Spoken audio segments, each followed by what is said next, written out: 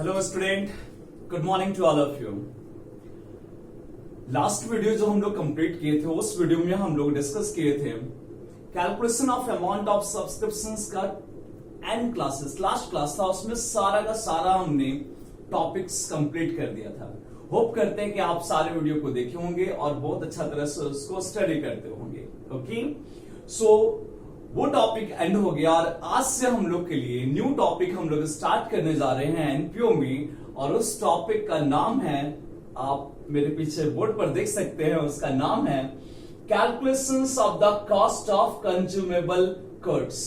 ये टॉपिक हम लोग स्टार्ट करने जा रहे हैं माय डियर, और ये जो टॉपिक है ये भी लंबा टॉपिक है और इसमें भी बहुत ज्यादा हम लोग को टाइम लगने वाला है और इसको भी हम लोग बहुत डिटेल वाइज कंप्लीट करने जा रहे हैं। सो मेरा जितना सारा वीडियो है आप उस वीडियो को बहुत अच्छा तरह से देखिए।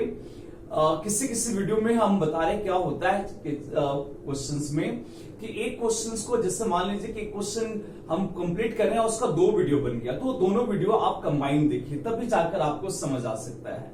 ठीक है, ओके, कुछ लिमिटेशन है, टेक्निकल इश्यू है, सो हम उसको अभी तक 2 वीडियो को मर्ज नहीं कर पा रहे हैं। जब मर्ज कर लेंगे तो आपका ये प्रॉब्लम सॉल्व हो जाएगा। ओके, सो चलिए स्टार्ट करते हैं। आज का टॉपिक नाम है cost of calculation of cost of consumable goods. So सबसे पहले हम आप लोग से क्वेश्चन करना चाहते हैं। यहां पर आप लोग हमको ये बताइए कि एक नॉन प्रॉफिट ऑर्गेनाइजेशंस के लिए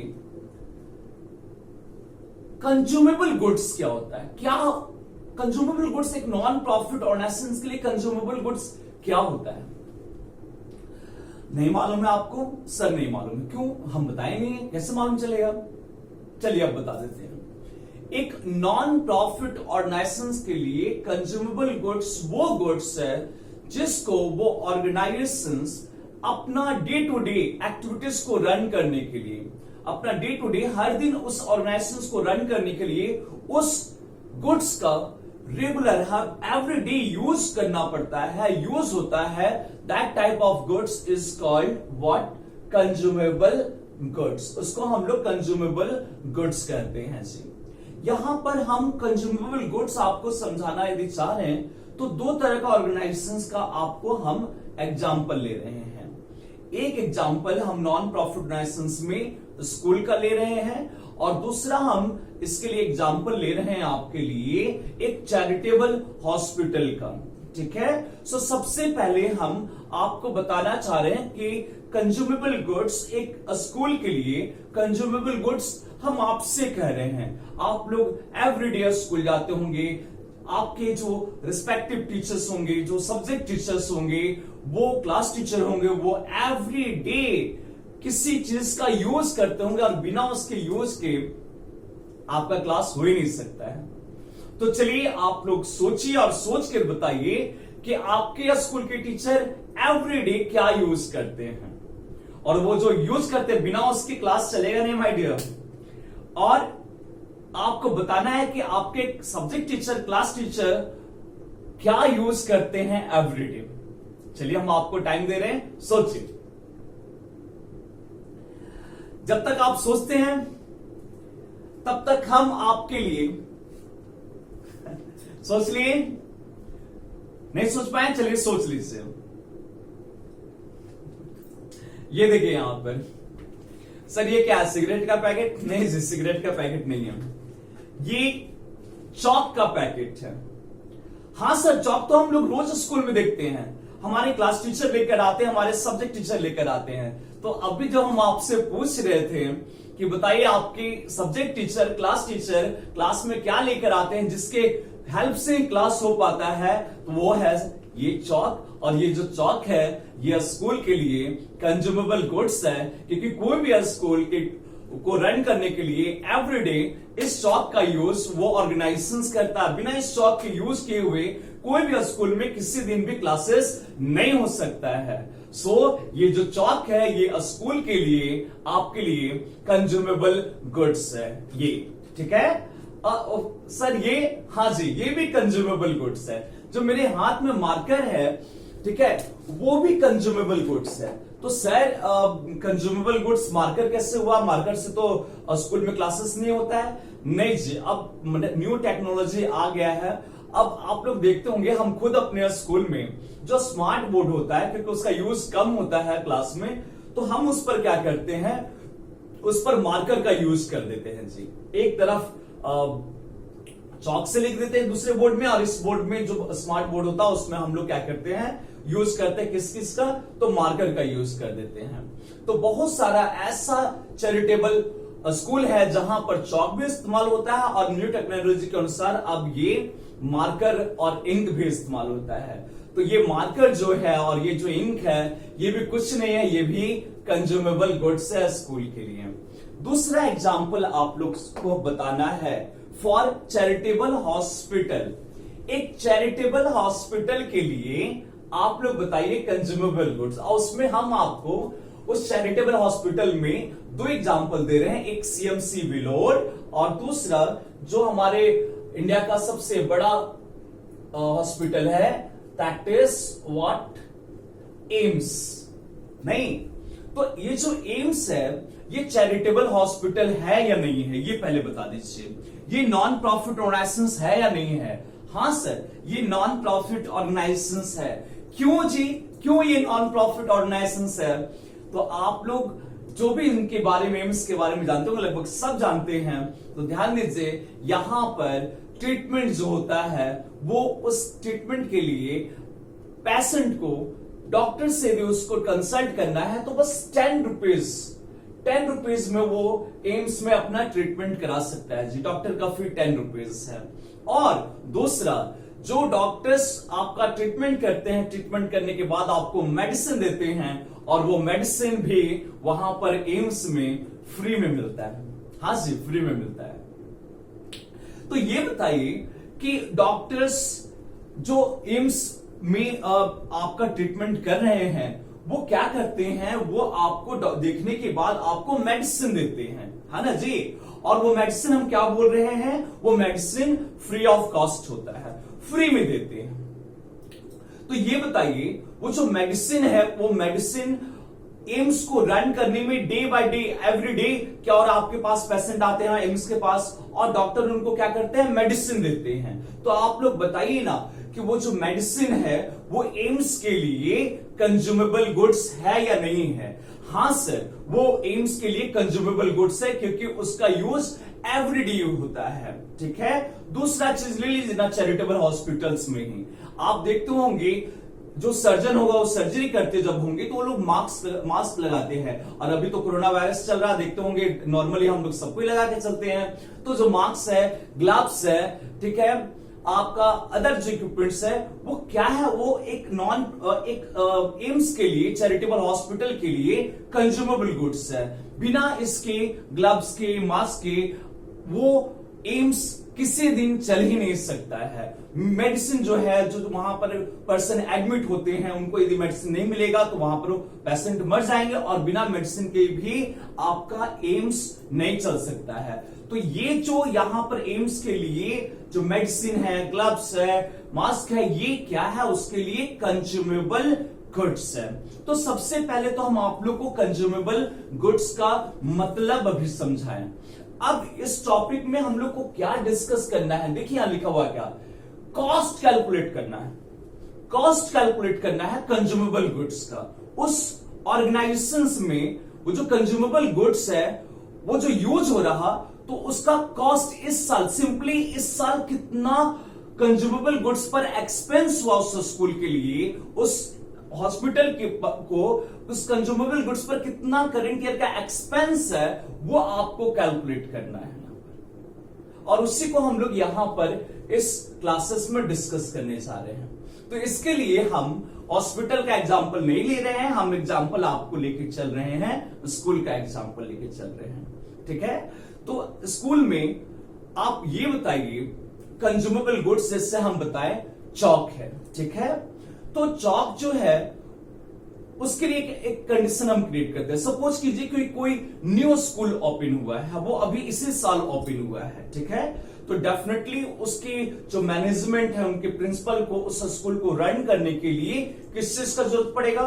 तो सर चौक का जरूरत पड़ेगा। मानते हैं आपका बात की चौक का जरूरत पड़ेगा, तो वो चौक क्या करेंगे? वो लोग चौक परचेज करके लेकर आएंगे। हाँ जी, परचेज करके लेकर आएंगे। तो हम आपको समझाने के लिए थोड़ा सा बता रहे हैं। यहां पर देखिए मेरे हाथ में ये चौक है, ठीक है। और सपोज कीजिए कोई स्कूल क्या कर रहा है, अपना स्कूल को रन करने के लिए चौक परचेज कर रहा। हम यहां मान लेते हैं जी, मानिए तो हम क्या हैं? मानिए तो हम प्राइम मिनिस्टर हैं, ठीक है। नहीं, मान लीजिए ना, कोई दिक्कत नहीं, मानने से किसी का प्राइम मिनिस्टर का कुछ चीज बढ़ेगा नहीं, मेरा कुछ घटेगा नहीं, ठीक है।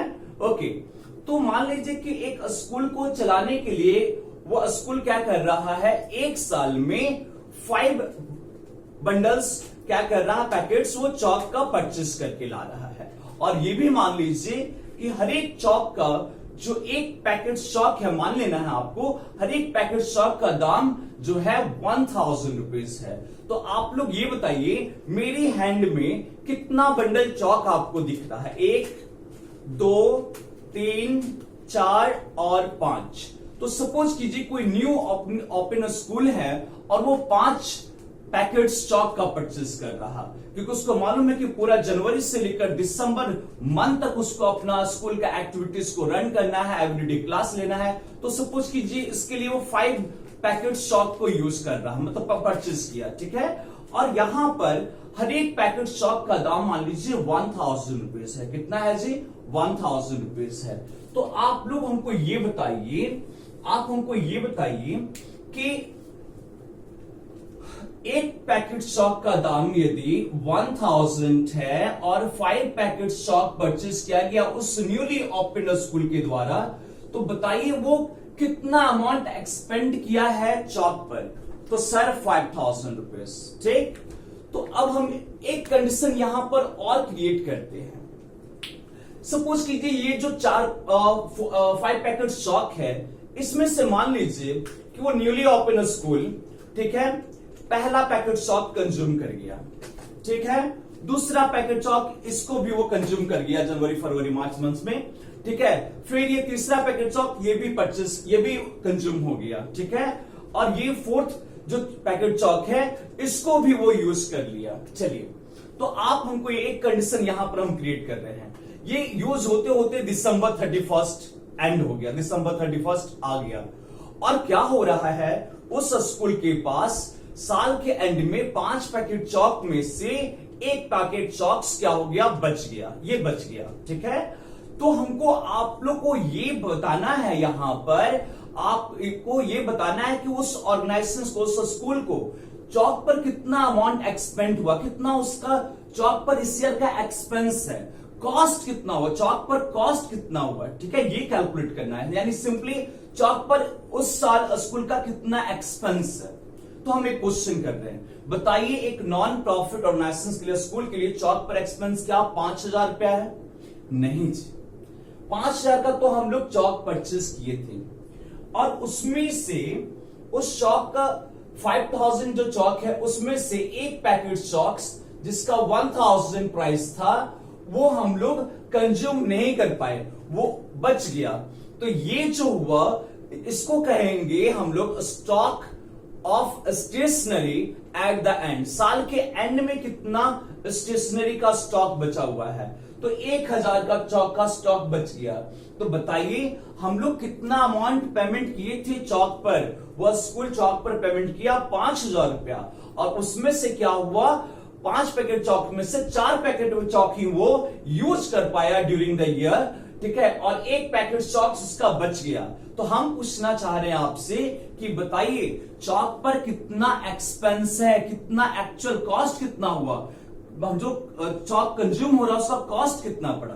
तो सर उसमें से यदि हम लोग 1000 रुपया माइनस कर देंगे तो बताइए कितना अमाउंट बन रहा। तो सर 4000 रुपीज। माय डियर, ये जो 4000 रुपया है यही कॉस्ट है जो कंज्यूम जो कॉस्ट है यहां पर स्टेशनरी पर, इतना ही उस और स्कूल के लिए इतना ही चौक पर क्या है, एक्सपेंस है। Is that clear? तो यही अमाउंट जो है ये कॉस्ट है कंज्यूमेबल गुड्स के लिए। ठीक है, सो ये जो क्वेश्चन हम यहां पर बताएं, ये तो नॉर्मली हम बता दें, लेकिन ये लैंग्वेज में किस तरह से लिखा हुआ रहेगा आपको मालूम है कि जो हम लोग क्वेश्चंस सॉल्व करते हैं उसके लिए क्वेश्चन रहता है रिसिप्ट एंड पेमेंट अकाउंट। क्या रहता है जी? तो रिसिप्ट एंड पेमेंट अकाउंट। और रिसिप्ट एंड पेमेंट अकाउंट में इस साइड व्हाट क्या रहता है? तो इस साइड रिसिप्ट रहता है और इस साइड व्हाट्स पेमेंट्स रहता है। और यहां पर पेमेंट साइड जो भी हम लोग स्टेशनरी परचेस करके लेकर आए होंगे, जो ये 5000 का स्कूल स्टेशनरी परचेस किया होगा, ये 5000 के लिए एंट्री पास किया गया होगा स्टेशनरी परचेस करने का। आप सबको मालूम है एंट्री हुआ होगा stationery account debit to cash. So cash credit हो रहा, तो यहां पर पेमेंट साइड में इस तरह से लिखा गया होगा बाय व्हाट स्टेशनरी। कितना का स्टेशनरी खरीदे हैं बताइए ना हम लोग? तो सर 5000 का स्टेशनरी खरीदे हैं। तो जितना स्टेशनरी परचेज होता है ड्यूरिंग द ईयर, यहां पर जो हम बताए थे, ये अमाउंट आपका रिसिप्ट एंड पेमेंट में पेमेंट साइड रहेगा। ठीक है, दूसरा कंडीशन हम क्या बताए थे? 5 पैकेट चॉक्स में से 4 पैकेट चॉक वो स्कूल यूज किया और 1 पैकेट चॉक्स साल के एंड में दिसंबर 31 को बच गया, वो चॉक इस्तेमाल ही नहीं हुआ स्कूल के द्वारा।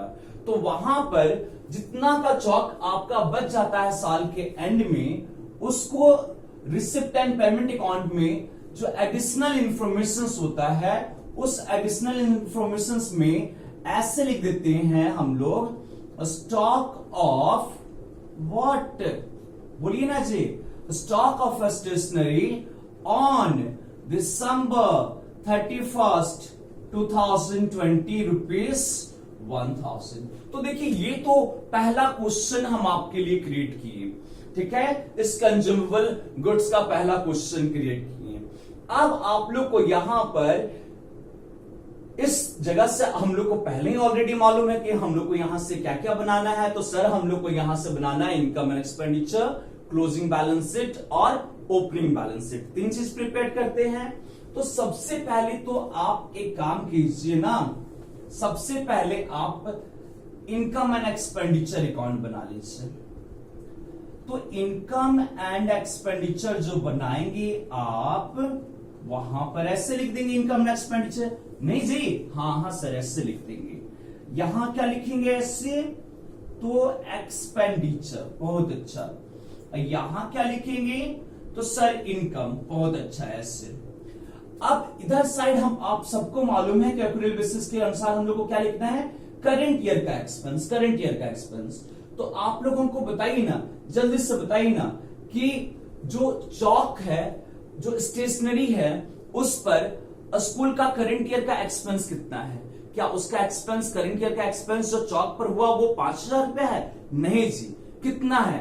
5 पैकेट तो चौक परचेज किया गया था 5000 रुपया का, उसमें से 1 पैकेट चौक तो बच गया। तो जो एक्सपेंस है चौक पर, वो एक्सपेंस सिर्फ कितना है? तो सर 4 पैकेट यूज हुआ है, 4 पैकेट यूज हुआ है, और 4 पैकेट का जो कॉस्ट है वो कितना है?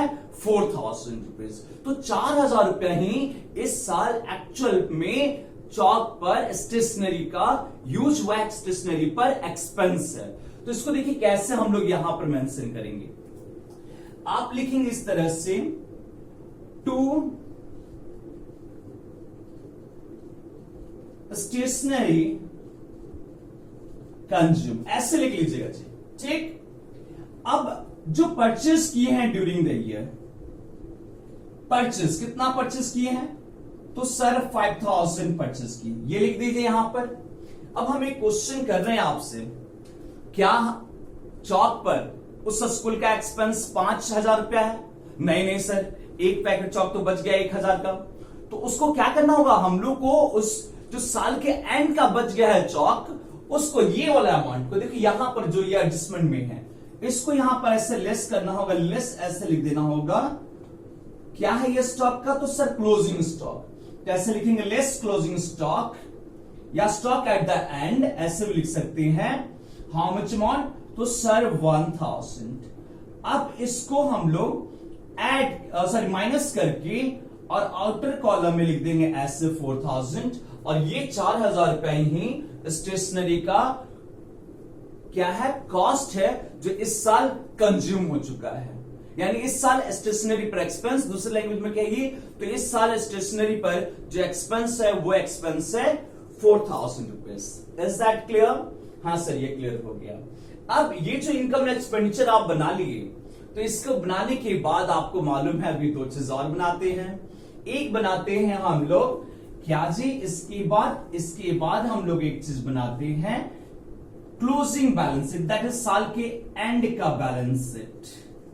आप ऐसे मत लिखिएगा क्लोजिंग बैलेंस शीट, नहीं तो टीचर्स मार्क्स काट देंगे।